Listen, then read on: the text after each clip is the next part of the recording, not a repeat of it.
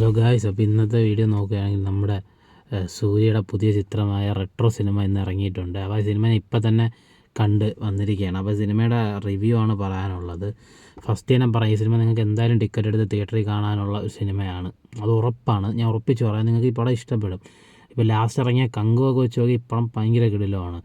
പക്ഷേ കാർത്തിക് സുബരാജിൻ്റെ ഇതിൻ്റെ മുമ്പത്തെ പടങ്ങൾ വെച്ച് നോക്കുമ്പം ഇത് കുറച്ചൊരു ജിഗർദണ്ഡ ഡബിൾ എക്സ് ആ ഒരു ഇതും പിടിച്ചിട്ടുണ്ട്, പിന്നെ ഒരു പേട്ടയും പിടിച്ചിട്ടുണ്ട്. പക്ഷേ എനിക്ക് ഏറ്റവും ഇഷ്ടപ്പെട്ട പടം പേട്ട ജിഗർദണ്ഡ ഡബിൾ എക്സ് ആണ്. പക്ഷെ എന്ന് പറഞ്ഞാൽ ഈ പടം കൊള്ളാം. ഈ പടം ഇപ്പോൾ എക്സ്പെഷ്യലി സൂര്യയുടെ ആക്ടിങ് നല്ല ഇഷ്ടപ്പെട്ടു എനിക്ക്. പൂജ ഹെഗ്ഡെയുടെ ആക്ടിങ് നല്ല ഡിഫറൻ്റ് ആയിട്ട് തോന്നി. വെച്ചാൽ സാധാരണ ഞാൻ അങ്ങനെ കാണുന്ന സിനിമയിലൊന്നും അത്രയ്ക്കും വലിയ റോളൊന്നും പൂജ ഹെഗ്ഡെയ്ക്ക് കാണാറില്ല.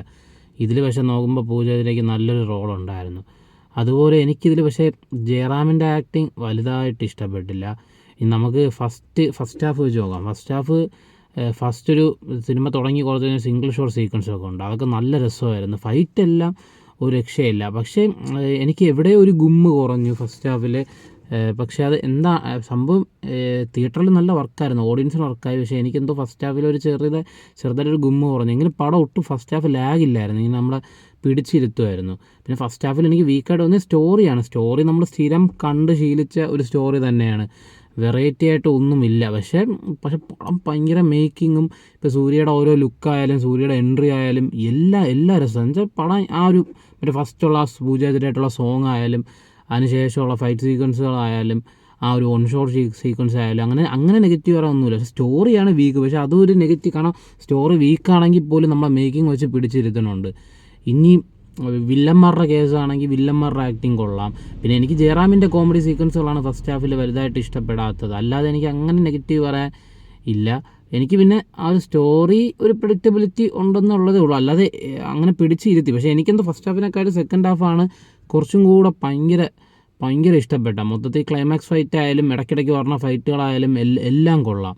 പിന്നെ ഈ പറയണ പോലെ എന്തു പറയാൻ, അങ്ങനെ ഒരു ട്വിസ്റ്റോ അങ്ങനെ ഒന്നുമില്ല. അതായത് ഇപ്പോൾ ട്വിസ്റ്റെന്ന് നമ്മൾ വിചാരിച്ച സാധനം നമുക്ക് മനസ്സിലാവും എന്താണ് ഒരു ട്വിസ്റ്റായിട്ട് ഉദ്ദേശിക്കണം അങ്ങനെ. പക്ഷെ പണം അല്ലാതെ മൊത്തത്തിൽ സൂര്യയുടെ നല്ലൊരു പ്രകടനവും ഈ പറഞ്ഞ പോലെ ഒരു സൂര്യ ഷോയും ആ ഒരു ഇതിൽ നമുക്ക് ഇങ്ങനെ കണ്ടുകൊണ്ടിരിക്കുക, ഒട്ടും ബോറടിക്കില്ല. ഇങ്ങനെ അടിച്ച് പൊളിച്ച് സംഭവം. ചിലപ്പോൾ OTT കാണുമ്പോൾ ഇത്ര ഒരു ഇത് കിട്ടണമെന്നില്ല, തിയേറ്ററിൽ ആ ഒരു ഓഡിയൻസിൻ്റെ കൂടെ കണ്ട് പൊളിക്കാൻ പറ്റിയൊരു കിടിലം പടമാണ്. അതുകൊണ്ട് നമുക്ക് ഈ ഒരു സ്റ്റോറിയുടെ ഈ ഒരു വീക്ക് ഇതൊക്കെ നമുക്കങ്ങ് മറക്കാം. അങ്ങനെ കാർത്തിക് സുബരാജിൻ്റെ സ്ഥിരം ഉള്ള പോലെ മേക്കിങ്ങും മ്യൂസിക്കും ഒക്കെ വെച്ച് പിടിച്ചിട്ടുണ്ട്.